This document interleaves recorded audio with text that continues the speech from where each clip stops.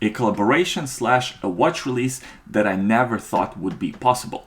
Omega and Swatch have partnered up to give us 11 variations of the Moonwatch. In today's video, I'm gonna go over the specs, the different color variations, and everything else that you need to know about this release. I will also try to explain why this is one of my favorite watch releases ever from any brand. Swatch watches and Omega are part of the same Swatch group. It's not overly surprising that these two watch brands have collaborated. What is surprising is the way this collaboration is executed. Omega Speedmaster, but more specifically the Moonwatch, is the most iconic piece in Omega's lineup. It's one of the most iconic watches ever made. So for Omega to let another watch company do a version of this watch is almost unbelievable. What's more unbelievable is that Omega's branding is very heavily featured in this watch. To be honest with you, when I first saw the timepiece, I thought it was a new Omega release until I took a closer look and I noticed Swatch logo. There are two other very surprising facts of this watch. Number one, it's not a limited release.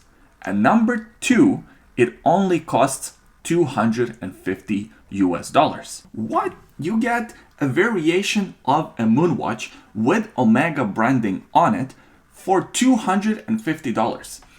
It's as if AP took their most iconic model, Royal Oak, and let another brand do a version of that watch, then put AP's logo on this watch and sell it for $600. Essentially a nicer version of Cassie Oak, but made in collaboration with AP and featuring AP logo on the dial. That's just crazy talk. And that's how crazy this release really is. And I love it. The Moon Swatch, as it's known, will be available on March 26th at Swatch stores exclusively. You will not be able to buy this watch online. You can't buy it from Omega stores. It's only sold at Swatch stores. And as I mentioned, they are priced at $250 US.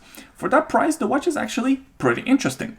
Aside from the crazy color combinations, I also like that they kept a 42mm diameter. I also like that they kept the thickness from the original Moonwatch, 13.3mm, which will make it comfortable to wear. I'm also intrigued with this new case material that the watch has. It's called bioceramic. Basically, it's a proprietary Swatch material that's about 66% ceramic and about 33% bioplastic. It would have the durability and the lightweight of ceramic with a softer feel of plastic. I've experienced plastic watches and I've also experienced ceramic watches, never a watch that combines both of these materials together. I didn't even know that you could combine both of these materials together. I wonder how this watch will feel in hand. Will it feel lightweight but good quality, lightweight but solid, or will it feel lightweight but cheap? You know exactly what I mean. It could go either way. I hope it's lightweight but feels solid. And of course, at this price point, we're not expecting a mechanical chronograph movement. This one is powered by the Swatch quartz movement. It also has a plastic crystal and only 30 meters of water resistance. There are 11 options in total available. Each one is inspired by / represents a different planetary body in our solar system. Mission to Sun has a bright yellow dial, yellow case, and a white bezel. I think this one is my least favorite version. Mission to Mercury, gray dial and a gray case with a black bezel. I like this version quite a bit. It kind of looks almost titanium to me. Mission to Venus has a pink case, two-tone bezel, and a cream dial. I'm personally not into this one so much. Mission to Earth has a green and blue color combination. It looks interesting, but I'm not sold on it yet. Mission to the Moon, this one looks the most like your traditional Moonwatch, but the font is slightly different. On a traditional Moonwatch, all the accents and the font are done in white, where here the font is actually in silver. Looks kind of interesting, and I think this is going to be one of the more popular models. Mission to Mars has red and white color combination. It's also the only one that has a different set of sub-dial hands, as a nod to Alaska Project. I think this one's going to be one of the more popular ones, just like the Mission to the Moon. Mission to Jupiter has a beige monochrome color combination with an orange set of hands as a nod to Ultraman Speedy.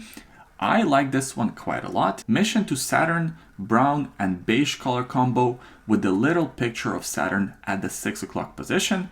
It's alright. I don't know how I feel about that little picture of Saturn on the dial. Mission to Uranus, Tiffany blue dial and the case with the white bezel. I really like this one. Also, I refuse to believe that it's a coincidence that Tiffany blue right now is crazy popular and Omega chose to feature it on Uranus. Mission to Neptune, different shades of blue on the dial and the case. This one looks cool, but it's a bit too much blue for my liking. Mission to Pluto has a gray and burgundy color combination. Not a big fan of this one. Each model has a little picture of a different planet or a planetary body that it represents on its battery cover. I think that's a cool Easter egg. Now I'm gonna try to answer the question why this is one of my favorite watch releases ever. In today's watch industry of these hyped up, overpriced models with not limited release watches selling for multiples over their MSRP, and watch industry as a whole not really listening to the feedback that they get from their fan base. You get a release like this, a release that doesn't really take itself too seriously, a release that's pure fun. It has something for everyone. If you're a dedicated watch collector, you can try to collect all of them and have a complete set. And guess what? You can have a complete set for under $3,000 if you can find all of them. If you are a Speedmaster enthusiast, you can get a cheaper alternative to your Speedmaster to wear on daily basis, to wear to the beach or whatever, just for fun. And if you were into Speedmasters but didn't really want to spend $5,000, you get a perfect budget alternative. Plus, you get 11 versions to choose from. Now, don't get me wrong, I'm not naive. I know that these watches will be harder to get, and as the time goes on, they will become more and more difficult to find and probably will become these collectible items in the future that's going to go for multiples over the asking price. But as it is right now, you can go to the store, hopefully, and pick up one of these watches. And I know that Omega is doing this, Swatch Group is doing this to make money and to promote both of their brands, Swatch watches and Omega. A more cynical company could have done a number of things that would not be very consumer friendly. Like, for example, they could have sold these watches as a set only, meaning you couldn't buy individuals, you could have only bought the set, which would eliminate a big number of people simply not being able to afford these watches. Or they could have made these watches super limited edition. It would still create a lot of hype, it would still create a lot of buzz, the marketing machine would be working, but watch collectors at the end would be losing because these watches would go for crazy premiums on resale market and pretty much no one would get their hands on one. Another thing they could have done is raise the prices. Instead of selling them at $250 a pop, they could have raised the prices to $500, $600, $1,000 per watch, and I'm sure a lot of people would still buy them. But Omega didn't do any of those things, did they? They created this release as friendly to watch enthusiasts as possible, and that's what I appreciate about it.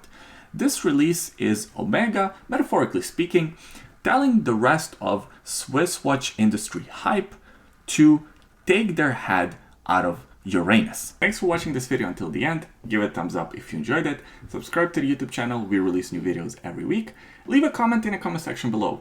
Let me know what you think about this release. Are you gonna pick up one of these watches? If so, which one are you looking forward to picking up? We always enjoy reading your comments. In the description of this video, there are some links. Check those out if you're curious. Thanks for watching, and we'll see you next time.